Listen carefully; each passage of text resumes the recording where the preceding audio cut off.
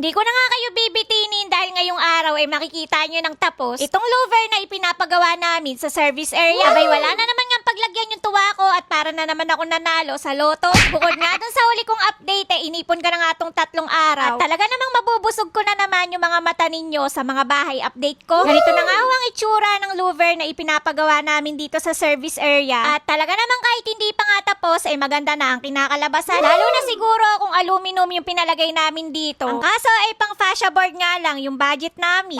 Excite na nga din ako makita kung ano yung kakalabasan ng service area namin. At sa sobrang excited ko nga, ay napapagod na ako kaka-imagine. Itong louver na nga lang yung huli nilang gagawin dito sa bahay. At pagkatapos nga nilang gawin to, iiwan na nila kami. Nakakalungkot man isipin, kaya lang wala naman kaming magagawa. At pwede naman daw namin sila ipatawag pag gagawin na yung mga kisame dito sa labas. Kaya isang typesetter at isang labor na nga lang ang may iwan ditong gumagawa sa bahay namin. At talaga namang yung pintura at bintana na lang ang riritualan namin. Hindi nga ako sumama kay Willie nung araw na to. Kaya naman nung pinakita niya sa akin to, talaga namang tuwang-tuwa na ako. Abay, service area pa lang, malakas nang maka-Pinterest B. Ano pa kaya pag na-tiles at napinturahan na to? Abay, baka makalimutan na nga may kitchen sa loob at dito na nga lang kami magluto. At tinanong ko nga kung hindi na ba aangge pag malakas ang ulan. Dahil yun lang naman talaga yung inaalala ko dito sa labas. At sabi nila, papasukin nga lang daw to pagka pabaligtad yung ulan. O de sige!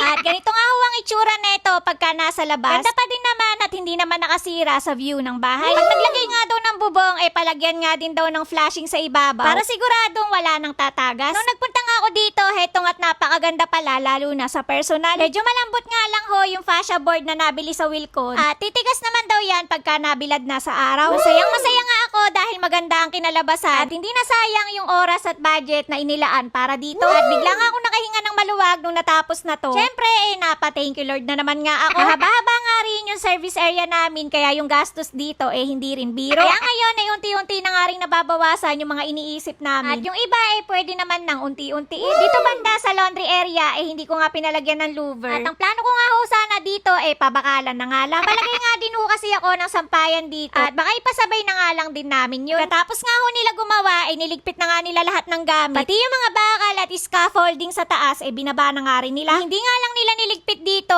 yung GI pipe sa gilid ng bahay. Para nga daw pag may nagpintura na dito hindi na nga mag-a-assemble ng tungtungan. Halos isang araw nga naman kasi yung gugugulin sa pagkakabit pa lang ng mga GI pipe. At sayang nga naman yung araw kung yun lang yung gagawin. Kainam na nga lang at binili namin to, kaya kahit next year pa kami magpapintura. Isang taon nga rin ho iyang nakatambay dyan. Napansin ko nga na lahat din pala ng fascia board nakakabit na din. Kaya wala na rin kaming iintindihin kahit magpakabit na kami ng mga bubong. Kaya shoutout muna dito kay Cliveski ng Cebu, Jenna na baby ni Jory, Dante Busa ng San Fernando, Pampanga, Emerald Creek, Well Vista Isula ng Tanay Rizal, Jeric Pilao ng Mercedes Camarines Norte, pati na din kay Mikey na palaging naka-helmet, Jaime Castillo Labaw ng Kupang Muntinlupa City, at pati na din kay Bimbo.